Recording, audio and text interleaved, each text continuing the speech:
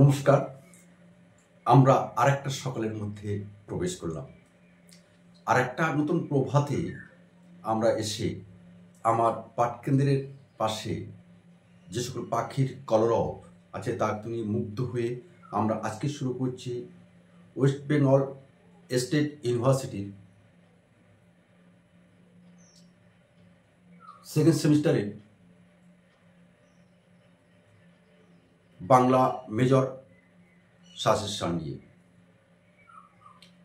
আর এই সাজেশন প্রকাশ করার আগে আমরা একটি কথা বলে রাখি, অসংখ্য ছাত্রছাত্রী তোমরা আমাদেরকে এইভাবে উৎসাহিত করছো, এটা খুবই জেনে আমরা আনন্দিত আপ্লুত।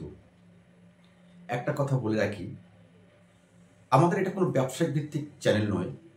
আমরা চেষ্টা করছি, আমরা যেটা জানি সেটাকে তোমাদেরকে জানানোর চেষ্টা, মাত্র স্বল্প জানি আমরা সেটাকে একটু সবার মধ্যে দেওয়ার চেষ্টা করি। আর এই দিতে আমরা তখনই সক্ষম হব যখন তোমরা আমাদের পাশে থাকবে। সেই কারণে একটা কথা বলি, আমাদের চ্যানেলটি সাবস্ক্রাইব করে আমাদের পাশে থাকো। আর যাই হোক, তোমাদেরকে আমরা বিপথে চালিত করতে পারবো না, এবং সর্বোপরি তোমার বন্ধুদের মধ্যে একটু শেয়ার করে দিও। আসছি second semester Bangla major suggestion 2025। প্রথমে তোমাদের আছে সিলেবাস অনুসারে বৈষ্ণব পদাবলী। আমরা আপাতত একটা দিয়ে দিচ্ছি, এটা ফাইনাল আমাদের সাজেশান। তবুও যদি কিছু সংযোজন থাকে পরবর্তীকালে আমরা সেটাকে প্রকাশ করব, যদিও প্রকাশ করার সময়টা খুবই কম। প্রথম প্রশ্ন, 3 স্টার্স, অভিসার কাকে বলে? তোমার পাঠ্যপথ অবলম্বনে এই পর্যায়ের কাব্য সৌন্দর্য আলোচনা করো। Most important question. Second 3 stars question, বৈষ্ণব পদাবলীর পঞ্চরস সম্পর্কে সংক্ষেপে আলোচনা করে মধুর রসের শ্রেষ্ঠত্ব নির্দেশ করো। নেক্সট 3 স্টার কোশ্চেন, বৈষ্ণব পদকর্তা হিসাবে বিদ্যাপতি ও চণ্ডীদাসের তুলনামূলক আলোচনা করো। কিংবা বিদ্যাপতি, চণ্ডীদাস, জ্ঞানদাস, গোবিন্দ দাস, এই 4 জন কবি সম্পর্কে যে কোনো একটি কবি সম্পর্কে আসতে পারে। নেক্সট 2 স্টার্স কোশ্চেন, ঐশ্বর্য ও মাধুর্য ভাবের সমন্বয়ে চৈতন্যপূর্ব ও চৈতন্যোত্তর যুগের বৈষ্ণব পদাবলী সাহিত্য কাব্য রসময় হয়ে উঠেছে, আলোচনা করো। এই প্রশ্নটা কিন্তু তোমরা দেখে যাবে। আরেকটা প্রশ্ন তোমরা দেখে যাবে, চণ্ডীদাসের পদাবলীতে রাধার প্রেমের কি বিশেষত্ব দেখা যায়? চণ্ডীদাসের পদাবলীতে রাধার প্রেমের কি বিশেষত্ব দেখা যায়? চণ্ডীদাস কেন রাধাকে দুঃখের কবি হিসাবে উপস্থাপনা করেছেন? চণ্ডীদাস কেন রাধাকে দুঃখের কবি হিসাবে উপস্থাপন করেছেন? অর্থাৎ চণ্ডীদাসকে কেন দুঃখের কবি বলা হচ্ছে? দেখে যাবে যে প্রশ্নটা ইম্পর্টেন্ট নয়, তবু দেখে যাবে। জ্ঞানদাসের পদাবলীতে রাধা কৃষ্ণের প্রেম কিভাবে বর্ণিত হয়েছে, আলোচনা করো। আর এর থেকে, এই প্রশ্ন পদাবলী থেকে এক দাগের লাইনগুলি তোমাদের যে প্রশ্নটা তুলে দেয়, পংক্তি তুলে দেয়, সেই প্রশ্নটা একটা দিচ্ছি, পরবর্তী ভিডিওতে আমরা প্রকাশ করব। কণ্ঠ গাড়ি কমল সম পদতল, মঞ্জিত চিরিহই ঝাঁপি, কোন পর্যায়ের পদ? পদকর্তা কে? পদটি বিশ্লেষণ করে এই পর্যায়ে দেবত লাগনা ছিল, এই পর্যায়ের পদে কবির কৃতিত্ব বিচার করব। ছোট মাদুরটা নিয়ে এসে দেখো, ছোট মাদুরটা নিয়ে এসে পাতা পত্র, তারপর দেখছি। ইউনিট 2, শাক্ত পদাবলী। মোস্ট ইম্পর্টেন্ট 3 স্টার্স কোশ্চেন, আগমনী ও বিজয় পর্যায়ে পদে সমকালীন সমাজের যে চিত্র ধরা পড়েছে তা পাঠ্যপদ অবলম্বনে আলোচনা করো।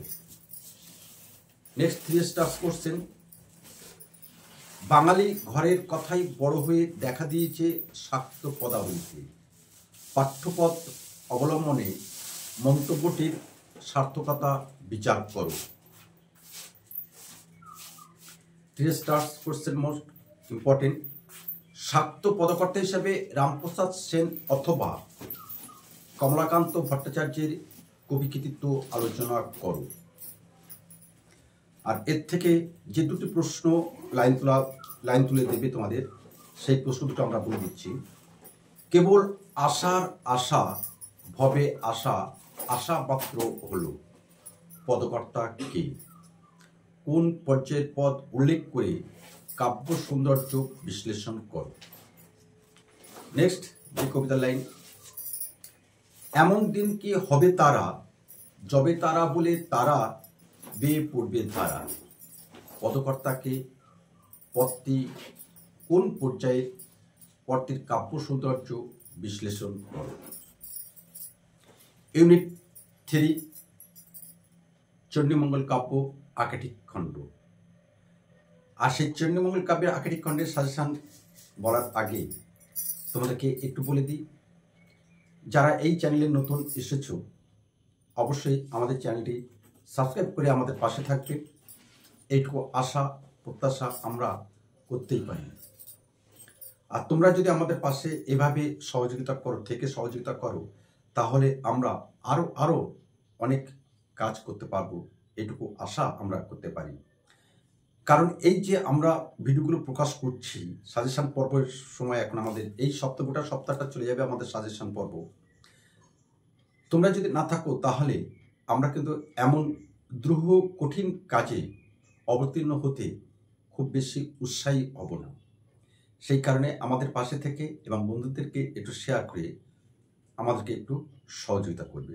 আর এই সহযোগিতার হাত তুমি যদি বাড়িয়ে দাও তাহলে অনেক ছাত্রছাত্রী উপকৃত হতে পারে, এটুকু আশা আমরা করতেই পারি। ইউনিট 3 চণ্ডীমঙ্গল কাব্য আকেটিক খণ্ড। Most important question, 3 stars. Chandimangal কাব্যে হাস্যরস সৃষ্টিতে মুকুন্দরাম চক্রবর্তীর কৃতিত্ব আলোচনা করো। চণ্ডীমঙ্গল কাব্যে হাস্যরস সৃষ্টিতে মুকুন্দরাম চক্রবর্তীর কৃতিত্ব আলোচনা করো। নেক্সট, মুকুন্দরাম চক্রবর্তীর চণ্ডীমঙ্গল কাব্য অবলম্বনে ফুল্লরা কালকেতু চরিত্রটি আলোচনা করো। ফুল্লরাটা এই বছর কিন্তু মোস্ট ইম্পর্টেন্ট চরিত্রভিত্তিক প্রশ্ন, খুব ভালো করে করবে এই প্রশ্নটা। নেক্সট 3 স্টার্স করছেন, খুবই গুরুত্বপূর্ণ। দুঃখ দারিদ্র্যের চিত্র অঙ্কনে অসাধারণ দক্ষতা সত্ত্বেও দুঃখপাত নয়। জীবন রসের উপভোগেই কবি কঙ্কনের স্বভাব ধর্ম। চণ্ডীমঙ্গল কাব্যের আকেটিক খণ্ড অনুসরণে মন্তব্যটির সার্থকতা বিচার করো। খুবই গুরুত্বপূর্ণ প্রশ্ন। নেক্সট, আধুনিককালে জন্মালে কবি কঙ্কন মুকুন্দরাম চক্রবর্তী উপন্যাসিক হতে পারতেন। চণ্ডীমঙ্গল কাব্যের আকেটিক খণ্ড অবলম্বনে আলোচ্য মন্তব্যটির যৌক্তিকতা বিচার করো। খুবই গুরুত্বপূর্ণ প্রশ্ন, কিন্তু এটা আসবেই। আর দেখে যাবে যে প্রশ্নটা, ভারত দত্ত বাংলা সাহিত্যে অনন্য সংযোজন। পঠিত কাব্যাংশ অনুসরণে ভারত দত্তের চরিত্র সৃষ্টিতে কবি কঙ্কনের কৃতিত্বের পরিচয় দাও। নেক্সট ফোর্থ ইউনিট মানে চৈতন্য ভাগবত। খুব গুরুত্বপূর্ণ একটা কাব্য আমাদের। আর এই কাব্য থেকে প্রশ্ন কিন্তু ছাত্রছাত্রীদের দিশেহারা করে দেয়। আমরা বলছি দিশেহারা হবে না, প্রশ্ন এখন তোমার হাতের মধ্যেই। পরীক্ষা হলে গিয়ে দেখবে আমি যে প্রশ্নগুলো যে দাগে বলে দিয়েছি সেই প্রশ্নগুলো বিগত পরীক্ষায় এসেছে এবং এই পরীক্ষায় কিন্তু সেটা আসবে, এটুকু আশা ভরসা শেষের কবিতা সুন্দরবন পাঠকেন্দ্রের উপরে, শেষ কবিতা সুন্দরবন ইউটিউব চ্যানেল এবং শেষের কবিতা পাঠকেন্দ্রে তোমরা উপরে ভরসা রাখতে পারো। চৈতন্য ভাগবত 3 স্টার্স। চৈতন্য ভাগবত গ্রন্থের 15 অধ্যায় অবলম্বনে চৈতন্য মহাপ্রভুর সহিত ঈশ্বরপুরীর সাক্ষাৎ ও গয়াগমনের ইতিবৃত্ত আলোচনা করো। আবার বলছি, চৈতন্য ভাগবত গ্রন্থের 15 অধ্যায় অবলম্বনে চৈতন্য মহাপ্রভুর সহিত ঈশ্বরপুরীর সাক্ষাৎ ও ও গয়গমনের ইতিবৃত্ত আলোচনা করো। Next 3 stars. চৈতন্য ভাগবত এ আদিখণ্ড রচনায় বৃন্দাবন দাসের কৃতিত্ব আলোচনা করো। 3 স্টার্স কোশ্চেন কিন্তু। Next 3 stars. চৈতন্য ভাগবতের দশম অধ্যায়ে বিষ্ণুপ্রিয়া পরিচয় বর্ণন অংশটি, চৈতন্য ভাগবত দশম অধ্যায়ে বিষ্ণুপ্রিয়া পরিচয় বর্ণন অংশটি পরিচয় দাও। প্রসঙ্গগত বিষ্ণুপ্রিয়া চরিত্র সৃষ্টিতে বৃন্দাবন দাসের দক্ষতা আলোচনা করো। যে প্রশ্নটা তোমরা দেখে যাবে 2 স্টার্স কোশ্চেন। চৈতন্য ভাগবতের আদিখণ্ড অবলম্বনে হরিদাসের চরিত্র ও মাহাত্ম্য বর্ণনা করো। আবার বলছি, চৈতন্য ভাগবতের আদিখণ্ড অবলম্বনে হরিদাসের চরিত্র ও মাহাত্ম্য বর্ণনা করো। এটাই ছিল আমাদের 2025 সালের সেকেন্ড সেমিস্টার বাংলা মেজর বিষয়ে আমাদের সাজেশন। আমরা আশা করছি, আমরা স্ক্রিনেও দিয়ে দেব,